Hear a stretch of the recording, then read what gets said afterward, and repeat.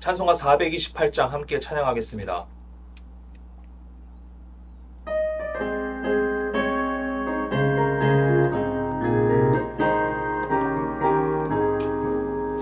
내 영혼의 햇빛 비치니 주 영광 찬란해.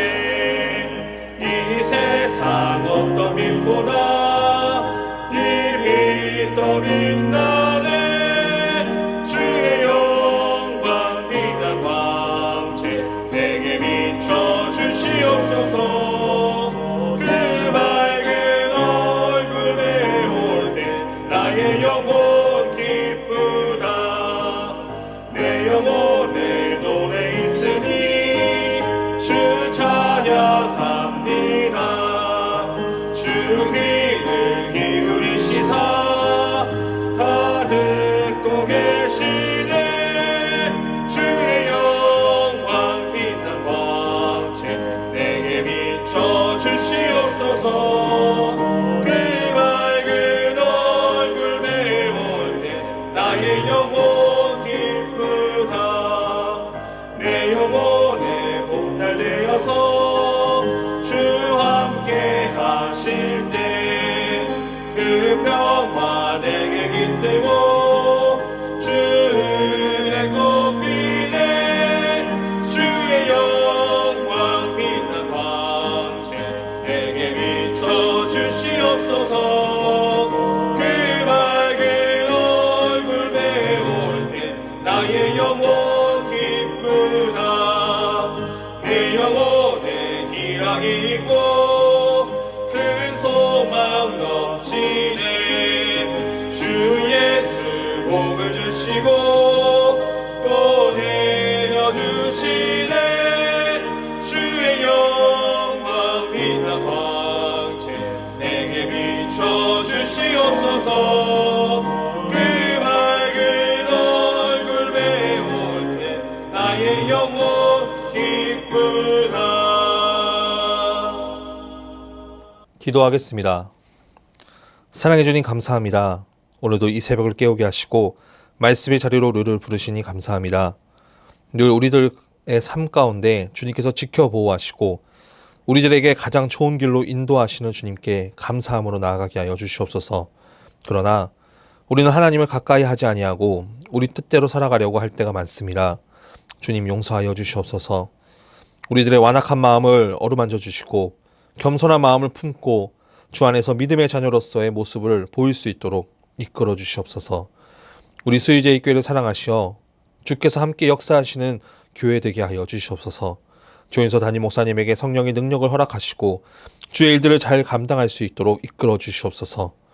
우리에게 보이는 교회를 허락하시어 주께서 인도하시는 곳에서 함께 예배함의 기쁨을 누리게 하여 주시옵소서. 우리 성도들의 삶 가운데 주님께서 늘 동행하여 주시고 믿는 자로서의 본을 보이는 삶을 살게 하여 주시옵소서. 우리의 모습과 삶을 통하여 믿지 않는 사람들에게 복음을 전하게 하시고 늘 믿음이 강건하여질 수 있도록 역사하여 주시옵소서. 특별히 몸과 마음이 힘든 성도들의 삶을 보호하시고 함께 하셔서 깨끗하게 하시고 다시 주님 전에 나와 예배함에 기쁨을 누리게 하여 주시옵소서.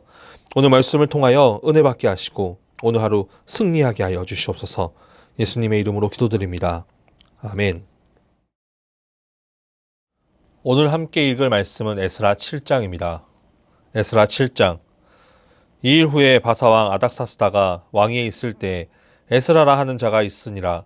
그는 스라야의 아들이요 아사랴의 손자요 힐기야의 증손이요 살룸의 현손이요 사독의 5대 손이요 아이두베의 6대 손이요 아메라의 7대 손이요 아사랴의 8대 손이요 무라요스의 9대 손이요 스라히아의 10대 손이요 우시엘의 11대 손이요 붓기의 12대 손이요 아비수아의 13대 손이요 비느하스의 14대 손이요 엘라아살의 15대 손이요 대제사장 아론의 16대 손이라.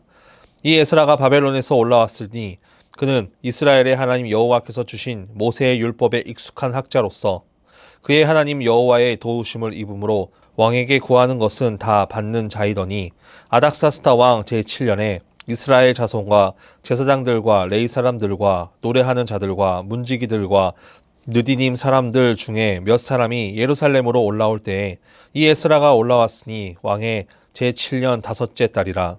첫째 달 초하루에 바벨론에서 길을 떠났고 하나님의 선한 손에 도우심을 입어 다섯째 달 초하루에 예루살렘에 이르니라. 에스라가 여호와의 율법을 연구하여 준행하며 율례와 규례를 이스라엘에게 가르치기로 결심하였더라. 여호와의 계명의 말씀과 이스라엘에게 주신 율례 학자요 학자 겸 제사장인 에스라에게 아닥사스다가 왕이 내린 조서의 초본은 아래와 같으니라. 모든 왕의 왕 아닥사스다는 하늘의 하나님의 율법의 완전한 학자 겸 제사장 에스라에게 조서를 내리노니 우리나라에 있는 이스라엘 백성과 그들 제사장들과 레위 사람들 중에 예루살렘으로 올라갈 뜻이 있는 자는 누구든지 너와 함께 갈지어다. 너는 내 손에 있는 내 하나님의 율법을 따라 유다와 예루살렘의 형편을 살피기 위하여 왕과 7 자문관의 보냄을 받았으니 왕과 자문관들이 예루살렘에 거하시는 이스라엘 하나님께 성심으로 드리는 은금을 가져가고 또 내가 바벨론 온 도에서 얻을 모든 은금과 및 백성과 제사장들이 예루살렘에 있는 그들의 하나님의 성전을 위하여 기쁘게 드릴 예물을 가져다가 그들의 돈으로 숫송아지와 순양과 어린 양과 그 소재와 그 전제의 물품을 신속히 사서 예루살렘 내 하나님의 성전 제단 위에 드리고 그 나머지 은금은 너와 너의 형제가 좋게 여기는 일에 너희 하나님의 뜻을 따라 쓸지며 내 하나님의 성전에서 섬기는 일을 위하여 내게 준 그릇은 예루살렘 하나님 앞에 드리고 그 외에도 내 하나님의 성전에 쓰일 것이 있어서 내가 드리고자 하거든 무엇이든지 궁중 창고에서 내다가 드릴지니라. 나 곧 아닥사스다 왕이 유브라데 강 건너편 모든 창고지기에서 조서를 내려 이르기를 하늘의 하나님의 율법 학자 겸 제사장 에스라가 무릇 너희에게 구하는 것을 신속히 시행하되 은은 100달란트까지, 밀은 100고르까지, 포도주는 100밭까지, 기름도 100밭까지 하고 소금은 정량 없이 하라. 무릇 하늘의 하나님의 전을 위하여 하늘의 하나님이 명령하신 것은 삼가 행하라. 어찌하여 진노가 왕과 왕자의 나라에 임하게 하랴. 내가 너희에게 이르노니 제사장들이나 레위 사람들이나 노래하는 자들이나 문지기들이나 느디님 사람들이나 혹 하나님의 성전에서 일하는 자들에게 조공과 관세와 통행세를 받는 것이 옳지 않으니라 하였노라. 에스라여, 너는 내 손에 있는 내 하나님의 지혜를 따라 내 하나님의 율법을 아는 자를 법관과 재판관을 삼아 강 건너편 모든 백성을 재판하게 하고 그중 알지 못하는 자는 너희가 가르치라. 무릇 내 하나님의 명령과 왕의 명령을 준행하지 아니하는 자는 속히 그 죄를 정하여 혹 죽이거나 귀양 보내거나 가산을 몰수하거나 옥에 가둘지니라 하였더라. 우리 조상들의 하나님 여호와를 송축할지로다. 그가 왕의 마음에 예루살렘 여호와의 성전을 아름답게 할 뜻을 두시고 또 나로 왕과 그의 보좌관들 앞과 왕의 권세 있는 모든 방백의 앞에서 은혜를 얻게 하셨도다. 내 하나님 여호와의 손이 내 위에 있으므로 내가 힘을 얻어 이스라엘 중에 우두머리들을 모아 나와 함께 올라오게 하였노라. 아멘. 오늘은 에스라 7장 1절에서 10절 말씀을 중심으로 말씀을 준행하는 삶이라는 제목으로 하나님의 말씀을 전하겠습니다. 신앙생활은 매우 어려운 것입니다. 우리가 하나님을 믿기로 결정할 때 우리는 모든 일들이 잘 풀리고 은혜가 넘칠 것이라고 생각합니다. 특별히 내 삶이 힘들고 다 포기하고 싶을 때 나에게 찾아오시는 하나님의 역사하심을 체험할 때면 더 그렇습니다. 그런데 우리가 신앙생활을 하면서 우리가 신앙생활을 하기로 결정할 때부터 하나님의 은혜를 갖고 살아가려면 우리가 다른 한편으로는 영적 전쟁도 있다는 것을 생각해야 됩니다. 어려움이 찾아오고 그 어려움을 이겨내기 위해서 우리는 기도함으로 주 앞에 나아가야 합니다. 하지만 그러지 못할 때가 많습니다. 우리는 또 넘어지고 주님보다 다른 것들을 쫓아 살아가려는 마음이 우리에게 찾아옵니다. 그런 삶이 반복되다 보니 우리들의 신앙생활이 순탄치 못할 때가 분명히 있다는 것입니다. 어려움이 있을 때 우리의 삶은 어떤 마음을 품고 살아가야겠습니까? 가장 중요한 것을 생각해야 합니다. 당장 눈앞에 보이는 어려움을 해결하려고 수단과 방법을 가리지 않고 나아가는 모습이 아니라 내가 정말 붙잡아야 되는 것이 무엇인지가 중요한 것입니다. 우리가 지난 에스라 1장에서 6장까지의 말씀은 성전 건축에 대한 이야기입니다. 포로에서 돌아와 이스라엘 백성들이 하나님 중심으로 신앙생활을 다시 한번 일으키고자 한 것이 바로 성전 건축입니다. 그런데 7장부터는 다른 모습을 보여줍니다. 6장까지는 이스라엘 백성들은 자신들의 신앙을 빨리 바로잡기 위해서 성전 건축을 먼저 합니다. 그런데 우리가 정말 붙잡아야 되는 것은 우리에게 알려주고 있는 것입니다. 1절 말씀에 이렇게 기록합니다. 2일 후에 바사왕 아닥사스다가 왕위에 있을 때에 에스라라 하는 자가 있으니라. 그는 스라야의 아들이요 아사랴의 손자요 힐기야의 증손이요. 아멘. 2일 후, 이 일은 성전 건축입니다. 스룹바벨을 중심으로 예수아와 함께 성전을 짓습니다. 포로에서 돌아와 어려움은 있었지만 14년간 중단되었던 이 성전이 20년 만에 완공됩니다. 오늘 말씀은 성전 건축 후 60년 뒤의 이야기입니다. 1차, 2차, 3차 포로 기한을 말할 때 1차는 스룹바벨과 예수아, 그 후에 성전 건축을 하고 60년이 지났으니 이 성전 건축 후 20년을 더해 80년 뒤에 2차 포로 귀환인 인솔자 에스라가 2차 포로 귀환을 합니다. 1차 때 스룹바벨과 예수아는 가장 먼저 성전 건축을 하기 위해 귀환을 합니다. 2차보다 훨씬 많은 인원들이 귀환을 합니다. 그렇게 해서 우리가 성전을 이야기할 때 1차 성전은 솔로몬 성전, 2차 성전은 스룹바벨 성전이라고 합니다. 이후에 3차 성전은 헤롯 성전, 예수님 당시에 유대인들에게 잘 보이기 위해 헤롯 왕이 그 스룹바벨의 그 소박한 성전을 부시고 웅장하게 새롭게 리모델링을 하는 것이 3차 헤롯 성전입니다. 1절에서 2차 포로 기한을 인솔할 이 에스라에 대해서 설명을 합니다. 에스라에 대한 설명을 어떻게 하냐면 스게라의 아들이 그리고 아사랴의 손자 이렇게 이야기합니다. 그렇게 5절까지 족보를 말하고 마지막 대제사장 아론의 16대 손이라고 기록합니다. 왜 에스라를 설명할 때 족보를 이야기하며 그 위에 대제사장 아론의 16대 손이라고 말하고 있을까요? 아론의 자손임을 왜 강조할까요? 쉽게 생각하면 성경에서 중요한 일들을 감당할 때 그 사람에 대해서 족보를 길게 말합니다. 결국 에스라가 해야 될 일이 얼마나 중요하고 타당한지를 이 족보를 통해서 이야기해 주는 것입니다. 에스라에게 있어서 가장 중요한 것은 어떤 가문인가가 중요한지를 말해주고 있는 것입니다. 에스라는 대제사장 아론의 16대 손이고 그 가문의 비느하스도 있습니다. 가문으로 따지면 엄청난 인물입니다. 그렇게 제2차 포로 기한을 할 때 6절 말씀에 이 에스라가 바벨론에서 올라왔으니 그는 이스라엘의 하나님 여호와께서 주신 모세의 율법에 익숙한 학자로서 그의 하나님 여호와의 도우심을 입음으로 왕에게 구하는 것은 다 받는 자이더니. 아멘. 포로기 70년이 끝나고 돌아온 1차 귀환. 돌아와 성전을 20년 만에 짓고 60년이 지난 후 포로 이후 150년 후에 에스라가 온 것입니다. 사실 이 150년이면 2, 3대가 지나갈 만큼의 시간입니다. 에스라 가문이 바벨론에 있은 지도 이제 150년입니다. 그곳에 자리 잡으며 살아도 되는 날들입니다. 그런데 지금 에스라는 그 생활을 다 버리고 이스라엘로 갑니다. 왜 그랬을까요? 에스라는 모세의 율법에 익숙한 자였기 때문입니다. 포로 생활을 하면서도 그가 늘 가지고 있었던 것은 하나님의 말씀이었습니다. 그러니 하나님의 말씀에 익숙한 자였다는 것입니다.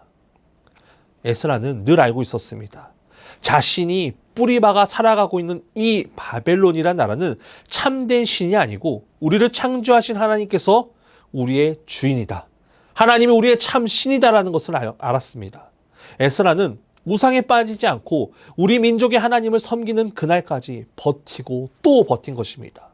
포로 70년을 버텼고요. 많은 사람들이 1차 귀환을 했음에도 불구하고 에스라 가문은 그 자리에 남아 있었습니다. 왜냐하면 그는 율법에 익숙한 자였기 때문입니다. 남은 자들을 위해서 그는 더 많은 사람들에게 말씀을 전하기 위해서 남았던 것입니다. 그렇게 말씀을 전하다 두 번째 사람들을 인솔해서 귀환을 합니다. 1차 때 귀환한 사람들은 이 지긋지긋한 포로 생활을 버리고 빨리 돌아가자. 생각하며 떠났을 것입니다. 가장 먼저 떠나기 원했을 것입니다. 그런데 2차 귀환을 한 사람들은 2차 귀환을 한 사람들보다 이미 고향을 가려는 마음보다 그 자리에 머무르고 싶은 사람들일 것입니다. 1차로 귀환을 해서 성전을 건축하는 것보다 바벨론에 남아서 그 삶을 좀 무난하게 사려는 것들이 더 많았던 것 같습니다. 에스라는 그런 사람들을 데리고 2차 귀환을 하였고 성전이 건축된 예루살렘에 하나님의 말씀이 올바로 새로워지기 위해서 하나님을 예배하기 위해 2차 귀환을 인솔합니다. 율법에 익숙하다는 것은 하나님의 은혜입니다. 포로 생활 가운데 하나님의 말씀을 붙잡고 살아간다는 것은 하나님께서 에스라를 귀하게 사용하기 위함입니다. 10절 말씀에 이렇게 기록합니다. 에스라가 여호와의 율법을 연구하여 준행하며 율례와 규례를 이스라엘에게 가르치기로 결심하였었더라. 아멘. 에스라는 돌아가야 할 이유에 대해 불평하지 않고 그대로 따릅니다. 그리고 그는 여호와의 율법을 연구하고 준행하며 이스라엘 사람들을 가르치기로 결심합니다.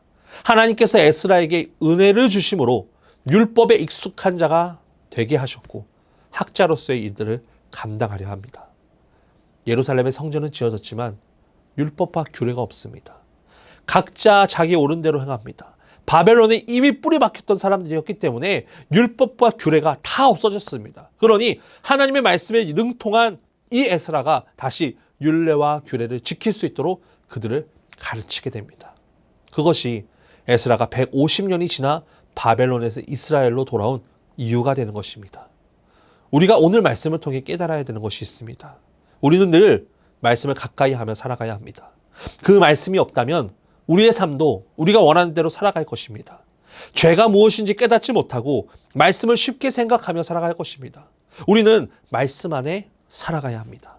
하나님의 말씀은 우리의 삶의 지표이고 전부입니다. 그 말씀을 가까이 함으로 우리가 가져야 할 목표와 방향을 잡을 수 있습니다. 또한 우리들의 자녀들에게 우리가 믿고 있는 하나님을 가르치기 위해서는 우리는 말씀을 잘 알고 있어야 됩니다.